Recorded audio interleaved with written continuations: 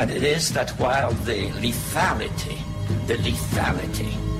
of their power is greater than ever, their capacity to impose control over the politically awakened masses of the world is at a historical low. Namely, in earlier times, it was easier to control 1 million people. Literally, it was easier to control 1 million people than physically to kill 1 million people. Today, it is infinitely easier to kill 1 million people than to control 1 million people. The smoke in the air of our Concord bridges and Pearl Harbors is always smelled first by the farmers who come from their simple homes to find the fire and fight.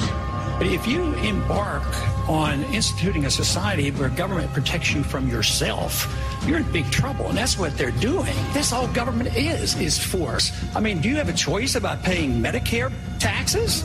This government uses force to mold behavior or mold the economy. They've overstepped the bounds, and they violated the whole concept of our revolution and our Constitution. Good evening, everybody. This is the Thursday edition of the Freedom Link here on the Orion Talk Radio Network. I'm Joe Joseph, and tonight, well, there's so much to talk about. But before we get into the headlines, and I'm going to do that in hour two when Gwen joins me here on the broadcast. But hour number one, I want to focus on something that, to me, is extremely interesting and informative. Some people may not find it as interesting, but to me, history is one of the most important things that we can focus on. I mean, what we come to find out 99 times out of 100 is that somewhere along the lines, history has repeated itself, that we continue to make these same mistakes that our ancestors have made. And it's all because we don't pay attention to that. And or, as you'll come to find out tonight, history is rewritten constantly. So tonight I've got this broadcast. Now, A.C. Griffith, before he passed away, he did a lot of he was a radio enthusiast, big-time radio enthusiast. And one thing that he really loved was early radio from the 30s and the 40s and everything like that. Well, at that time, veterans from the Civil War were still alive, ones that fought during the Civil War. And before Griff passed away, he converted a recording from 1944 from a man named Julius Howell. Now, Julius Howell was a corporal in the Confederate Army. And Julius Howell, in 1944, at the age of 98, kind of recounted his life a little bit and what he went through during the Civil War. Also getting into what the war was about. You know, why he and his fellow Confederates fought the war. What was the reason behind it? And tonight I want you to focus on something. I want you to listen to what Julius has to say, because this is in his own words, coming from, I think at this time he was addressing Congress or he was speaking at a university. Again, he was 98 years old. But the history, I mean, this is firsthand history, and it contradicts everything that you're taught. And again, it comes right from the horse's mouth of somebody that was there. It's so important to plug in and to do the research and find the real history, the things that actually happened, so that we don't repeat these mistakes again. Because as you come to find out, the mistakes that caused the Civil War and the reasons why we fought the Civil War are the reasons why we're in the mess we're in today. It's a very, very interesting situation that they were in the 1860s and that we're in today. So without further ado, here is Julius Howell. So sit back and listen to this. Is absolutely fascinating. Go ahead and talk now. They're recording you now. Are they? Yes. They're sitting here? Yes, if you want, you can stand up if you want to. Well, I'd rather stand. All right.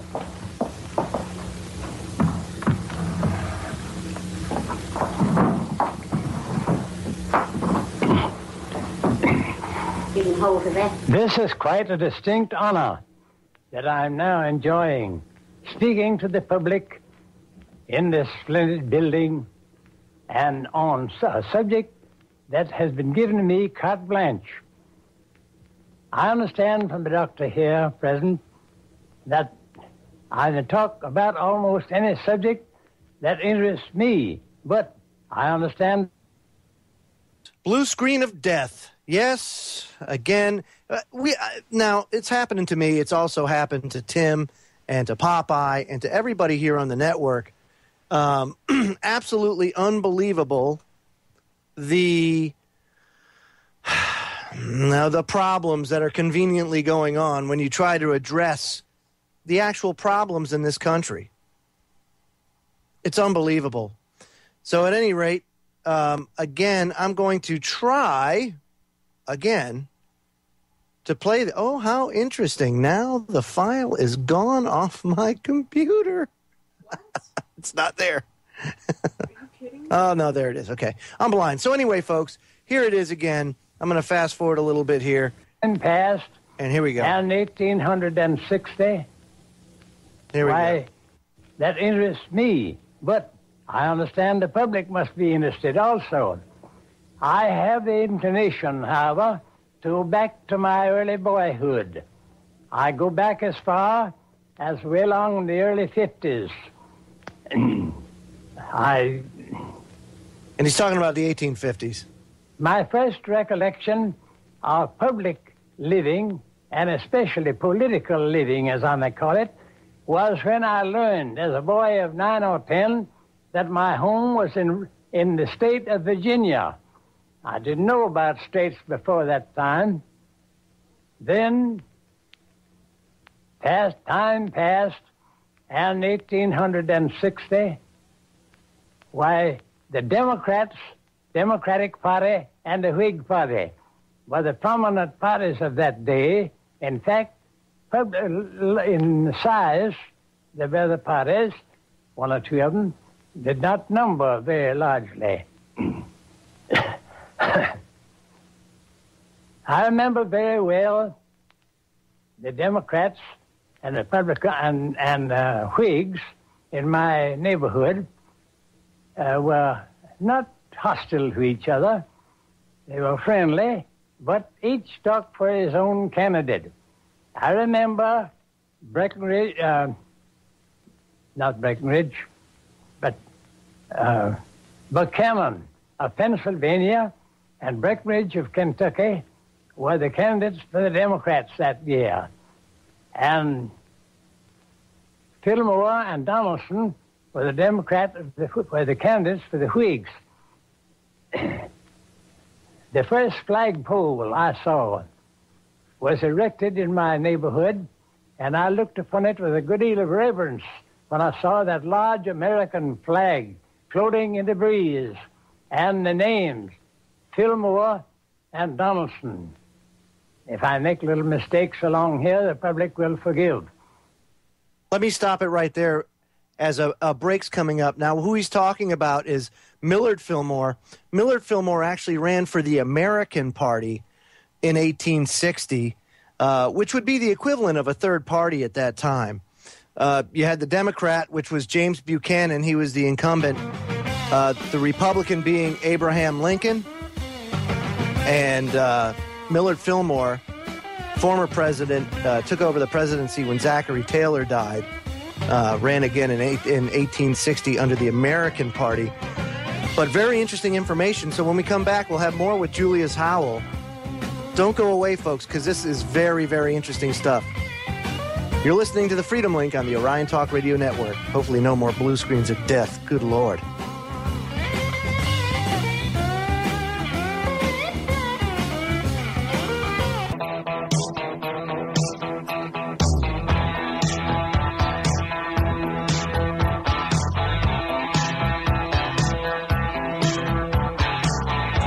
Welcome back, folks.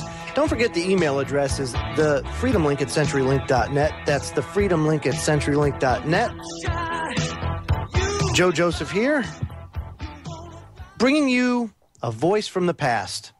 It's so interesting. You know, there's oftentimes I'll go to the Library of Congress website, and on there you can go and listen to people like Theodore Roosevelt giving speeches.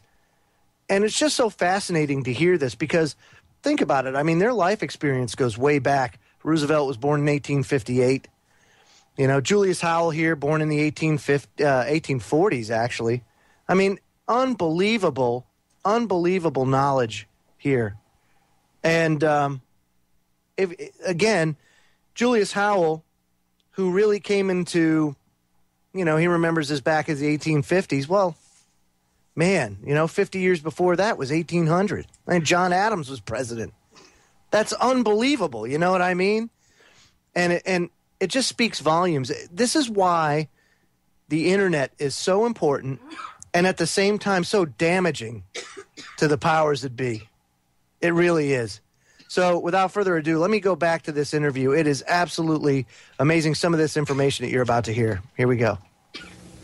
About that time, in fact, in that connection, there was a slight dark cloud that began to arise from the north.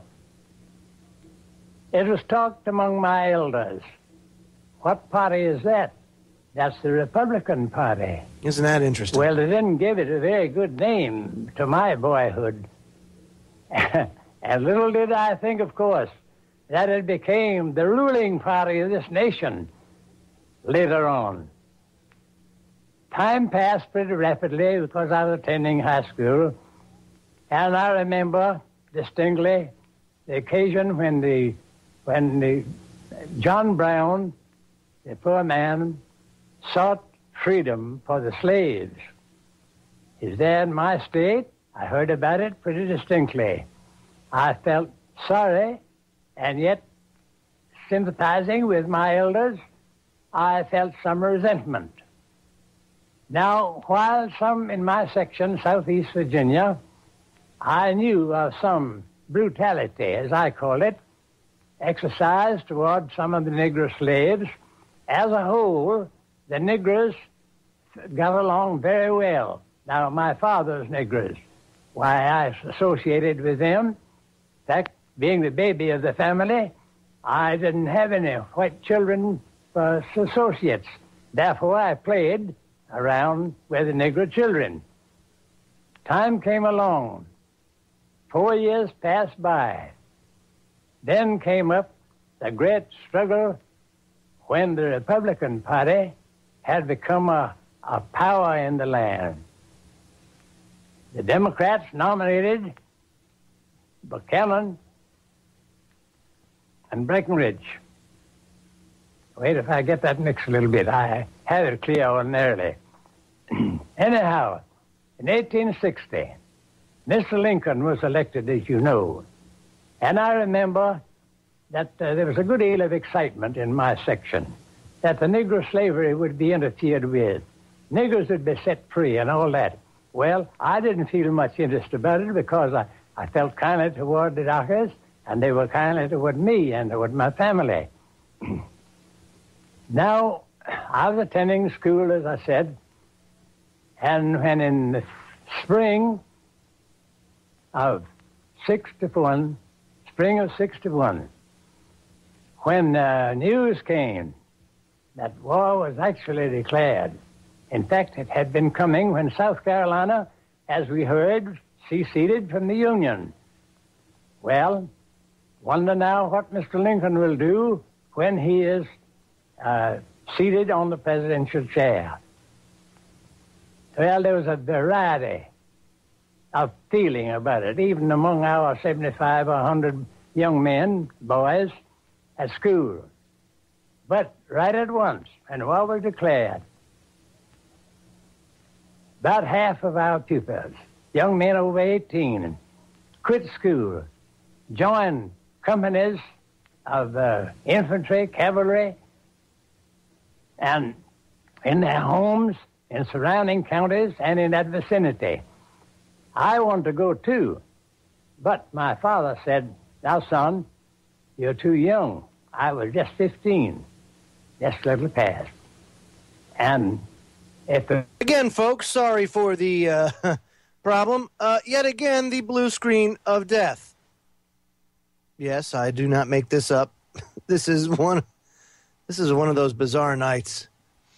Okay, so where did we leave off here? And of course, you know that I didn't see where we left off. Isn't that funny? But what's interesting right off the bat, and let me just point this out before we get any farther, and and I'll pick it up after the next break. But if you notice, Julius Howell's relationship with the blacks, the slaves, wasn't one of, authority over you or anything else. He grew up with them, alongside them. He played with them, just like they played with each other. You see, this had happened over an extended period of time leading up to the Civil War. By the time the Civil War started, slavery was already on its way out. It was going to go bye-byes anyway. The issue was not slavery, as you'll come to find out, because Julius talks more about this as he goes on. But, and it's interesting, too. I'll tell you a quick story, too, because Griff actually had an experience. And actually, anybody that lives in Virginia probably knows this because it was a real bone of contention. But about 10 years ago, they decided that they wanted to put a statue of Lincoln right in downtown Richmond. Now, everybody that doesn't know, Richmond was the capital of the Confederacy.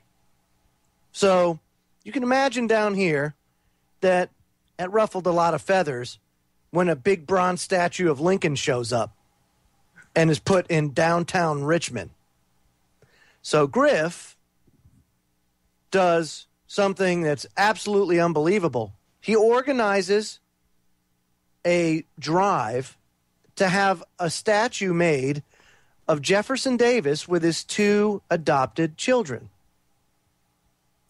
And what's even more interesting is Jefferson Davis's children were black. He adopted black children. The president of the Confederacy had black children at the time of the Civil War, because it was about slavery, right? And he'd offered to have this statue sent to Washington, D.C. to be put in the Lincoln Memorial. Just like that feisty old Griff would do. So it was fantastic that, Griff up until the end, he was a fighter. And that's the way he was. And he supplied this audio and so much other audio there, too. So when we come back, we'll talk a little bit more about that. And hopefully I won't get the blue screen next segment. So stay tuned and we'll pick up where we left off. Don't go away. Network.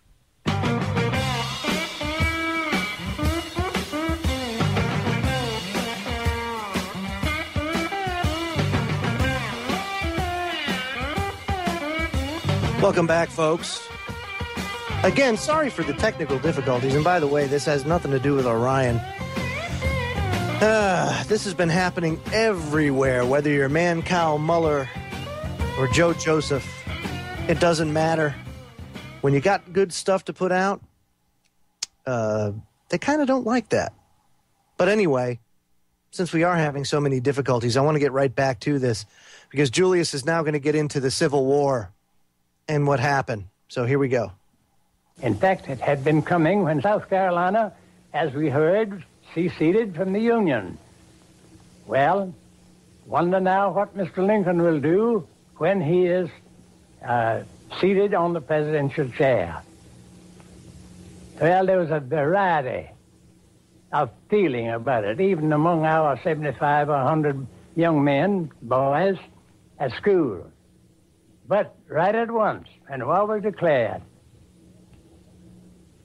about half of our pupils, young men over 18, quit school, joined companies of infantry, cavalry, and in their homes, in surrounding counties, and in that vicinity.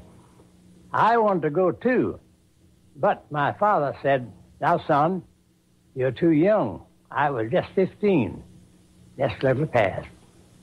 And if the war continues long enough, you may have an opportunity.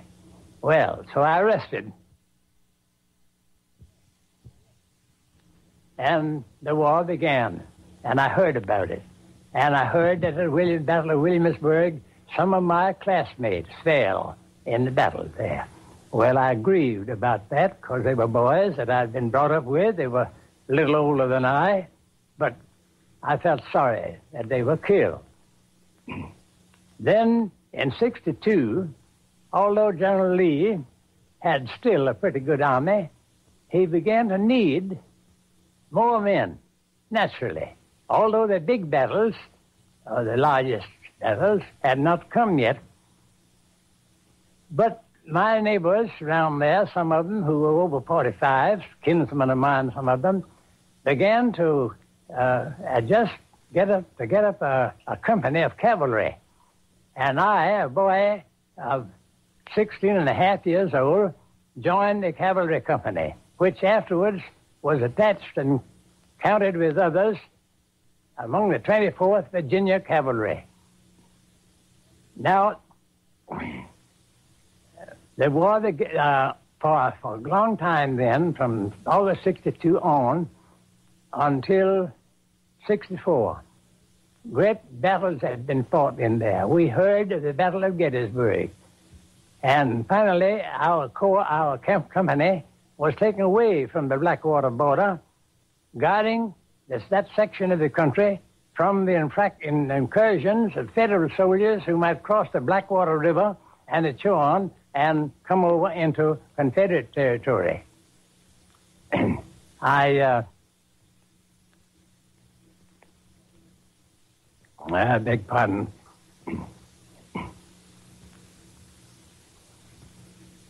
We were taken in the spring of 64, our regiment was, in the neighborhood of Petersburg. And while we were camped just north of Petersburg, General Grant began his invasion of that part of Virginia. We heard about it, and I remember very distinctly, one morning, we heard that General Lee had crossed James up north and was coming down the Turnpike Road in the direction of Petersburg, just near us. And the next morning, happening to look while I was on guard, across the James River, there we saw long lines of blue, the infantry of the Army and the United States flags on the other side of the James, coming down to beyond the mouth of the Appomattox River that flows into the James, in order to cross on the pontoon bridges and thus begin the invasion of that part of Virginia and in the city of Petersburg. Thus, I was not, well, I beg pardon saying thus, I was not with that part of the army. My regiment was moved up north of Virginia, of Richmond, I mean, north of Richmond, and thus we guided that city for several months while General Lee and General Grant were struggling there near Petersburg. While that was going on, there were some skirmishes and one, small battle I was in. I was not in any of the larger battles, probably fortunately, maybe unfortunately. Well, General Howell commanded the General Lee's corps near Richmond.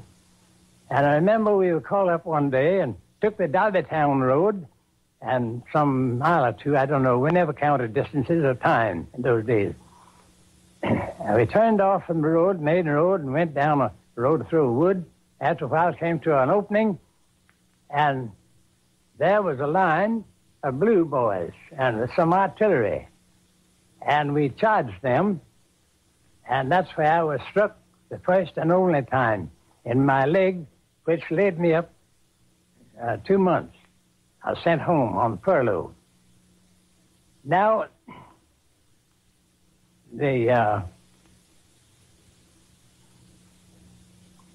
I want to bring in one or two little points there that might be of interest to some.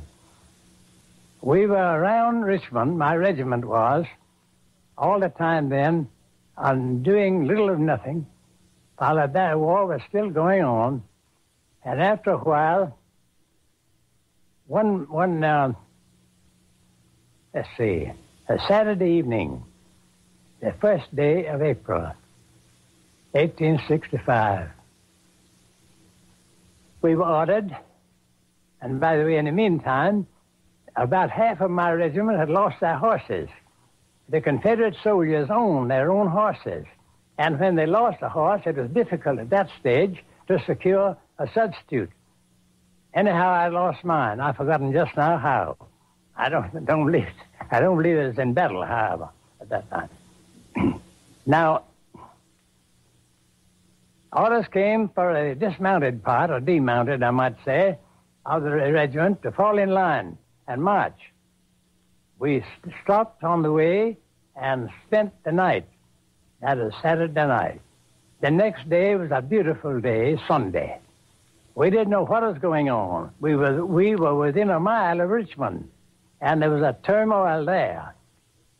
And that day, as you all know, that day, the President Davis was attending his usual services at his church, St. Paul's Church. Right in the midst of the sermon, the front door opened, and a courier rushed in and went up to President Davis, handed him the paper. He opened it, and it was a dispatch from General Lee saying, "Mr. President, I am so heavily pressed by the enemy that I'm compelled to abandon Petersburg." Mr. Davis arose and left, and the congregation broke up, and in a few minutes almost, there was pandemonium then in Richmond. We marched out of Richmond early the next morning, on the 3rd, and started in a southeasterly direction.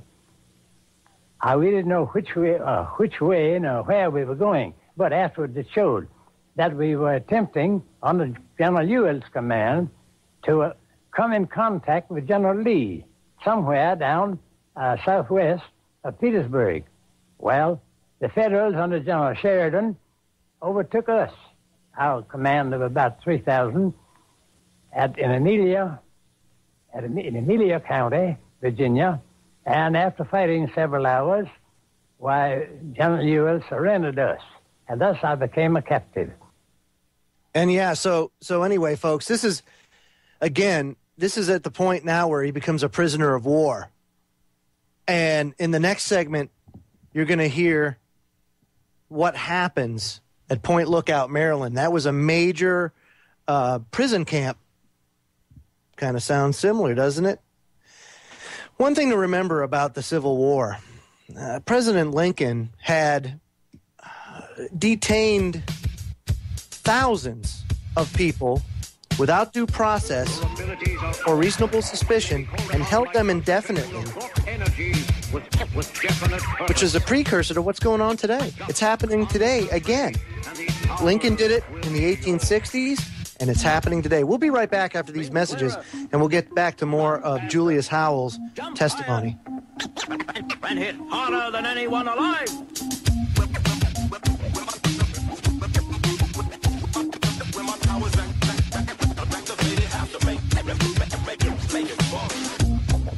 Folks, don't forget, in hour number 2, my good friend Gwen Caldwell joins the broadcast again. She's going to have a fantastic show on Sunday. She's filling in for Tim while Tim's on hiatus.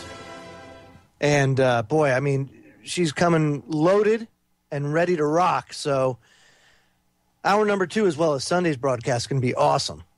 But anyway, we're talking about the Civil War tonight. And Julius Howell, Confederate soldier. Let's get back to the testimony of Julius Howell.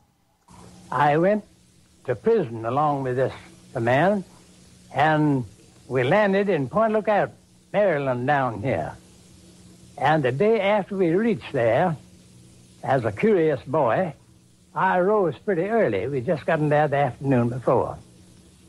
I rose pretty early and went out to see how things looked around in there. There were 20,000 of us, a large encampment. 20,000 people in a prison camp. In one direction, I don't know which. Well, there was a flagpole and a flag on it just rising. I stopped and looked at it with curiosity. It stopped when it got halfway. Well, I knew what halfway flag on a pole meant. I looked at it. I thought, well, the rope that handles that flag must have a nut in it, and I'll see a man presently going up that pole to untangle it. I waited a whole minute, and I casually turned my face in another direction, and there was another flagpole with flag half-mast already.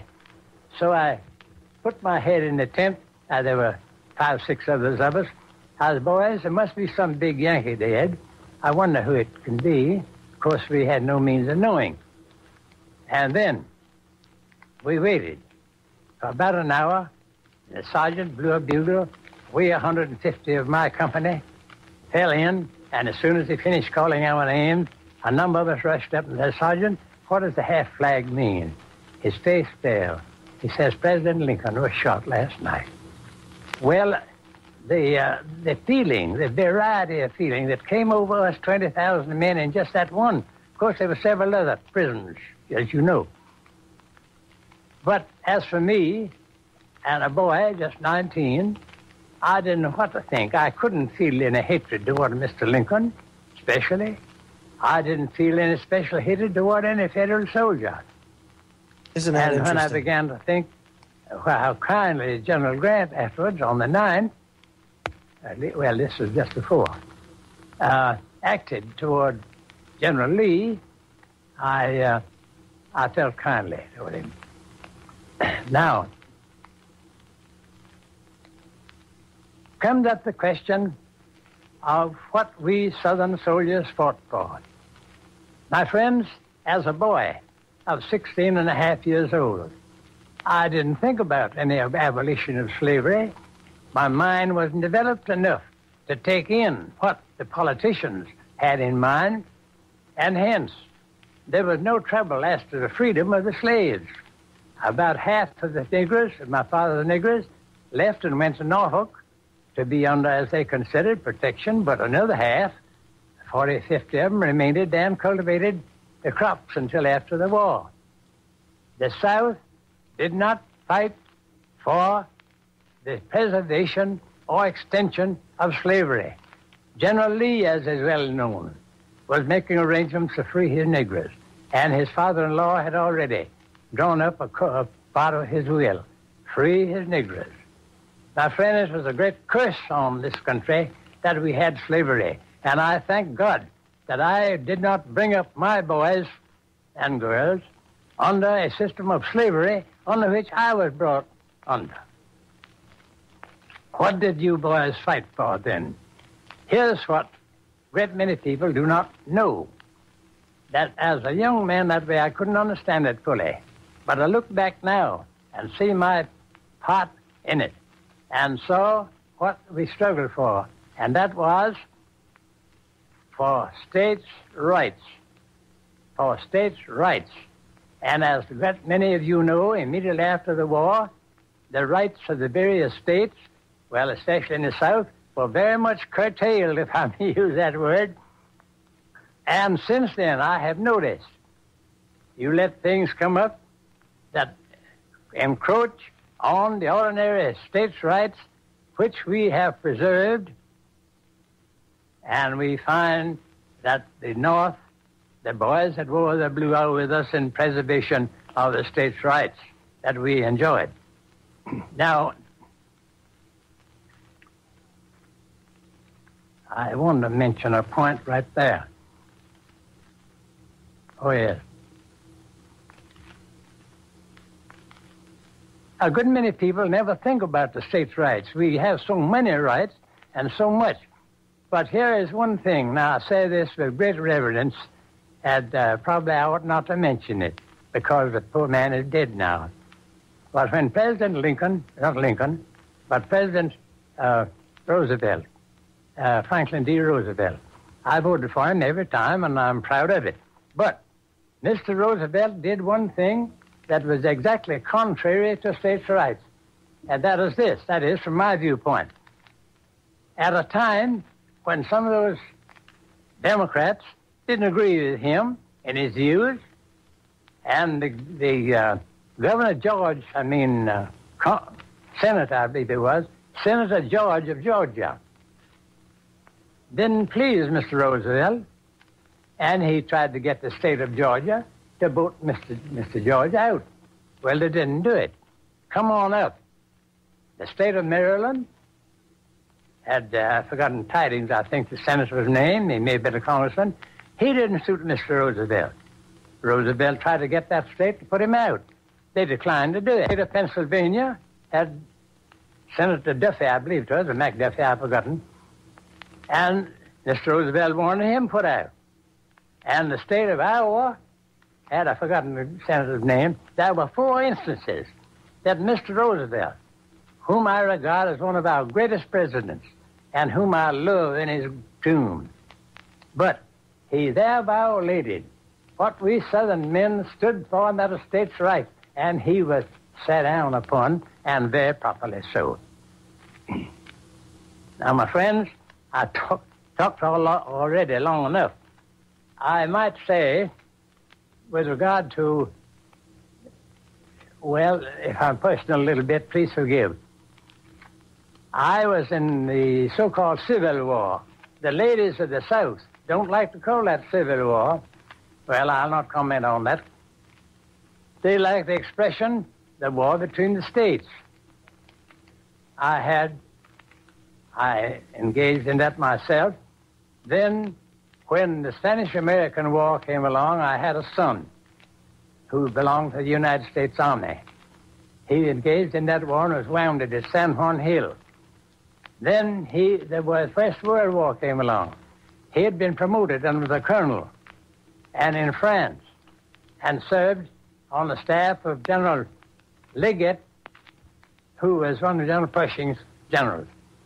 Then the Second War came on, and here came my grandsons called upon, and I had 4 boys, all the way from lieutenant colonel down to lieutenant.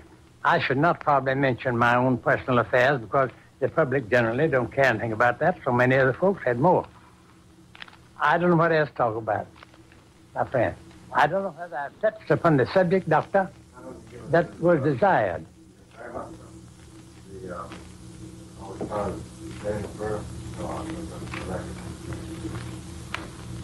About your name and birth, the date of your birth and your name. Yes. Doctor, I was born on the 17th day of January, 1846. And my father, looking over his considerable family, he had been reading Roman history, I think, although he was quite a student in history generally. And he decided that Julius Caesar was a considerable of a man. So hoping that I'd be somebody, why, he named me Julius, a name that I have never liked very much. And I didn't like Julius Caesar when I got up old enough to study his commentary. Well, he observed that I was born on Benjamin Franklin's natal day, the 17th day of January, only 140 years later. And thus he named me Franklin. Hence my name is Julius Franklin Howell, and I write it that way when, beg pardon, I write it that way when I'm able to write. Is that it, Donna? Yes, in General Lee. General Lee. I don't know what my wife wants to suggest there. General Lee. Why?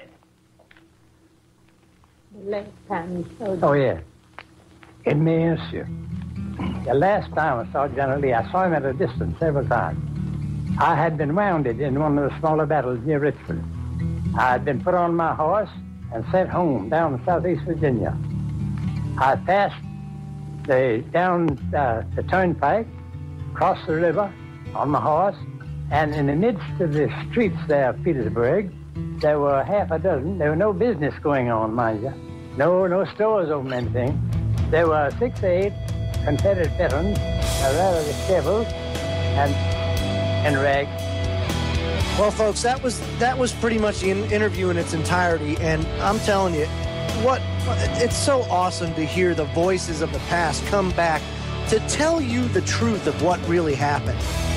So in hour number 2, Gwen joins me. We're going to talk a little about the importance of history.